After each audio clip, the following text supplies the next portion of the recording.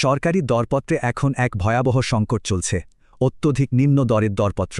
চলুন পেছনের আসল ঘটনাটা একটু তলিয়ে দেখি। পিপিআর 2008-এর 10% মূল্যসীমা তুলে দেওয়ায় প্রতিযোগিতা বেড়েছে, ঠিক, কিন্তু এই ভালো উদ্যোগটাই এখন এক ভয়ঙ্কর ফাঁদ। অবিশ্বাস্য মনে হলেও স্রেফ কাজ পাওয়ার লোভে প্রাক্কলিত মূল্যের চেয়ে 40-50% পর্যন্ত কম দর পড়ছে। এত কম দরে কাজ হলে ফলাফল কি দাঁড়ায়? কাজের নিম্নমান, দীর্ঘসূত্রিতা, অযৌক্তিক দাবি আর শেষমেশ পুরো চুক্তিটাই ব্যর্থ। এর চেয়েও ভয়ঙ্কর হচ্ছে সরাসরি কারসাজি। রীতিমতো ভুয়া দরদাতা ঢুকিয়ে এসএলটি বা গ্রহণযোগ্যতার সীমা নিজেদের পক্ষে নেওয়ার চেষ্টা চলছে। জালিয়াতি ঠেকাতে বিপিপিএ এখন চরম কঠোর। নতুন পরিপত্রে এ ধরনের কাজকে সরাসরি চক্রান্তমূলক কর্ম হিসেবেই আখ্যা দেওয়া হয়েছে। প্রমাণ পেলেই সোজা শাস্তি।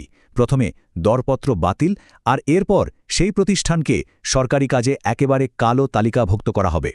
কিন্তু এখানেই সবচেয়ে বড় প্রশ্ন, অত্যধিক নিম্নদরের মানে কি নিশ্চিত চক্রান্ত?